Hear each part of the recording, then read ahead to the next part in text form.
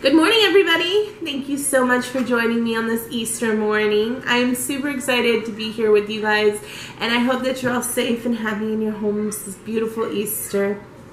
I'm going to talk to you guys today about one of my favorite book series on this, since it's a holiday and all, and that's the Black Dagger Brotherhood series by J.R. Ward, which first came out in 2005. I know I mentioned this series before, and I figured I would delve into it in this video. So this series is huge. It's like 18 books plus sub-series and one-off books. We're going to focus on the first 11 books in this series, the core brothers books.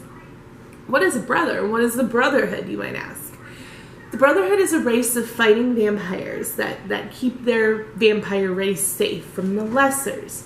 The Lessers are these undead warriors made by the Omega. The Omega is like our devil, if you would. So the series starts out in 2005 with the first book, Dark Lover. And that is Wrath's book. Wrath is the king of the vampires, and he is having an internal battle on whether or not he wants to be the king or if he just wants to be a brother and fight all the time.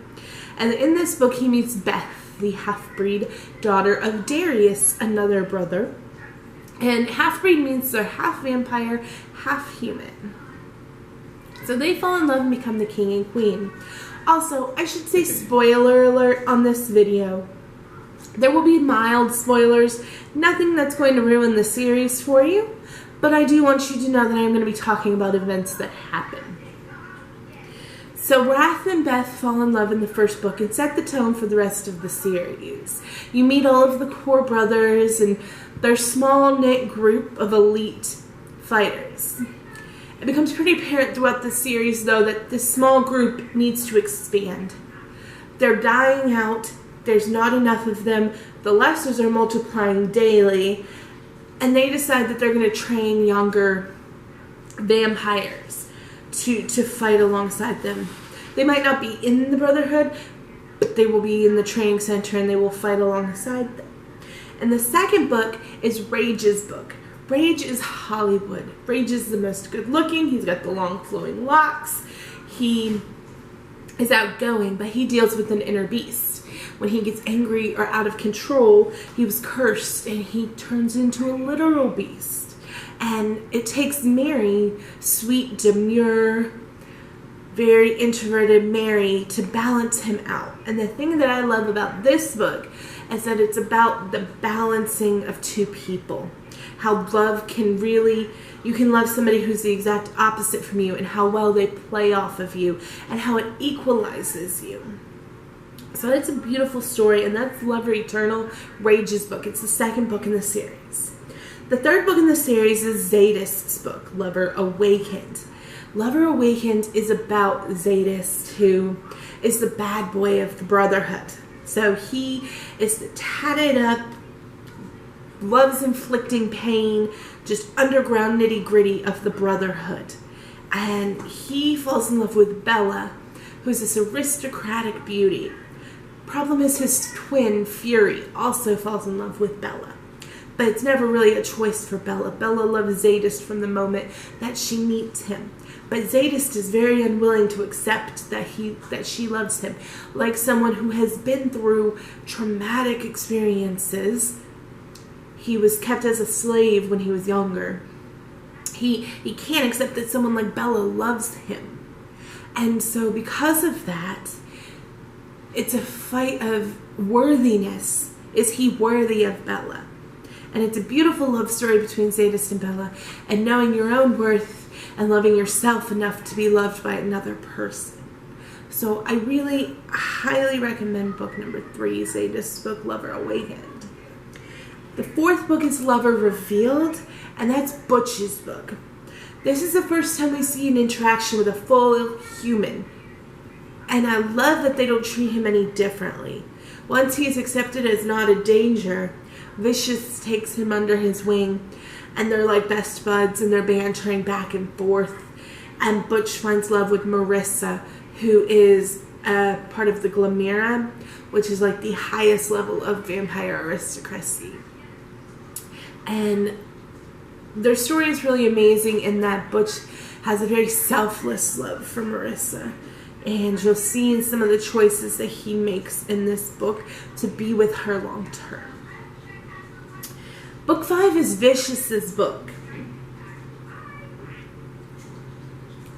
Now let me tell you, Lover Unbound is Vicious's book, and it is not my favorite because Vicious is probably one of my least favorite brothers. Vicious has a lot of character flaws. He is very self-deprecating. He is very ugly sometimes to other members of the Brotherhood or other people. And I don't have a lot of understanding of him. He meets Dr. Jane, and I love Dr. Jane. She's super confident, very self-empowered physician, and they have a wonderful story in how he changes as a person because of Doc Jane. And J.R. Ward actually normally always dedicates each book in the beginning to the brother. She writes a little note to them. But this book was actually dedicated to Doc Jane because she is the humanizing factor that makes Vicious appealing and more human, I feel like. It makes him a lot less hard. So book 6 is Lover Enshrined, and it's Fury's book. Fury is Zeta's twin. And as we talked about before, Fury was in love with Bella, who Zetas made his Sheelin. Sheelin is like a wife, Helren is like a husband. And so he's dealing with the fact that he loved Bella and she did not choose him.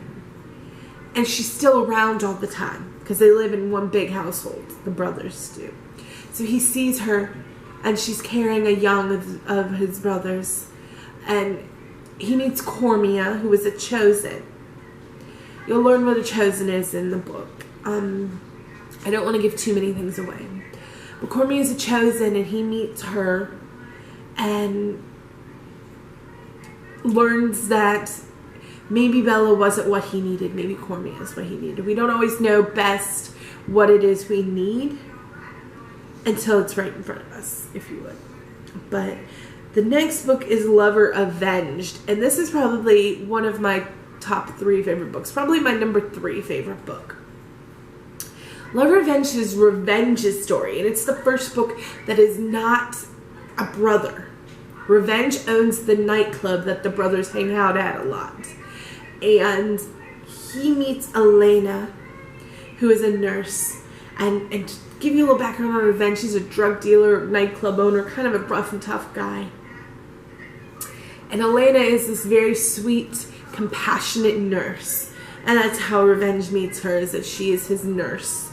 With some medical stuff he's got going on. Some not giving away too much, but some vampire type medical stuff going on. And they fall in love, and she loses her job and risks everything to be with Revenge. And it is a beautiful story of a man who maybe made some really bad choices, stepping up and becoming a much better man because of love.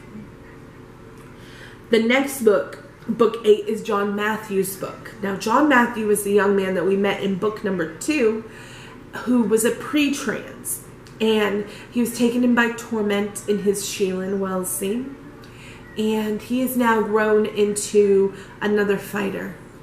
And he has known Zex, X-H-E-X is how you spell her name, Zex, who works at Revenge's nightclub since he came into the Vampire Society. And they have had many books of back and forth and flirtation, and finally book number 8, it comes to pass that their story is told. And it's a wonderful story about passion and love and acceptance, because John Matthew is not without flaw. He's mute, he can hear, but he cannot speak. And Zex is a sympath, which you'll learn what is in the book, but they both are not without their flaws, and they both accept each other unconditionally. The next book is 9, is Lover Unleashed, and it is Payne's book. And this book is probably my least favorite in the whole series. And I'll tell you why. Some of my favorite stories in this series are built up through many books. Like starting in book 2, a couple might meet, and they might not get together till book 12. It's the build-up that makes me care about these characters, invested in these characters. Payne is Vicious's sister, and she's just kind of dropped into the story 1 or 2 books before, and then she gets her own book. I'm not invested in Payne. I don't know enough about Payne. I don't care if Payne finds love. Dr. Manello is a great character.